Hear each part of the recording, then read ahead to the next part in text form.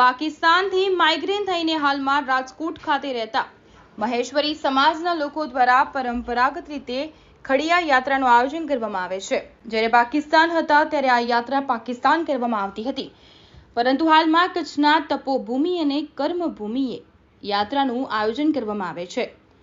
Migraine થઈને રાજકોટ રહેતા હોવાના કારણે તેમને પાકિસ્તાનના વિઝા નથી મળતા, જેના કારણે આ યાત્રા કચ્છમાં ચંદ્રુવા, લુણી, વરસામેડી આવેલા તેમના ઇષ્ટદેવ અને માતંગની તપોભૂમિ અને કર્મભૂમિ અને સ્થાનક ઉપર આ યાત્રાનું આયોજન કરવામાં આવે છે, તેમાં યાત્રાના મુખીએ જણાવ્યું હતું।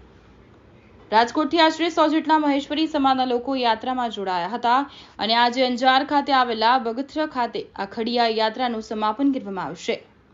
પરંપરાગત રીતે આ યાત્રા અને પોતાના ઇષ્ટદેવની કર્મભૂમિએ માથું ટેકાવવા આયોજન કરવામાં આવતું હોય છે। એટલે એમ તો અમારા હજી પાકિસ્તાનમાં હજી 4 ધામ છે, વર્ષોથી માં યાત્રા થાય છે ને આપણે અહીંયા કચ્છમાં અમારી તપભૂમિ છે, 4 ધામ છે, શ્રી ધણી માતંગદેવ, લુણંગદેવ, માતૈદેવ અને મામૈદેવ, 4 ધામ છે અમારા ને 4 ઈષ્ટદેવ છે અમારા। ધર્માચાર, મારું નામ રમેશ હેમરાજ મતિયા અને આ ખડિયા યાત્રા સંઘના મુખી મતિયા તરીકે હું આ સંઘની સાથે મોજૂદ છું।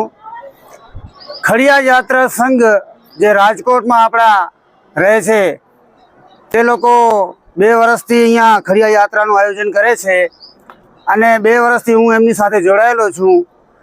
આ લોકો પાકિસ્તાનથી માઇગ્રેશન કરી અને ભારતમાં આવ્યા છે અને રાજકોટમાં રહે છે, તો તે લોકો આ યાત્રા પાકિસ્તાનમાં કરતા હતા, પણ સંજોગોના કારણે હવે આ અહીંયાના રહેવાસી થઈ ગયા છે। ત્યારે અમારા જે ઈષ્ટદેવો છે ધણી માતંગદેવ, લુણંગદેવ, માતૈદેવ અને મામૈદેવ, તેમની જે સમાધિ કાંઠા તે સિંધ પાકિસ્તાનમાં છે, પણ તેમની કર્મભૂમિ, તેમની જન્મભૂમિ તે બધું અહીં કચ્છમાં જ છે।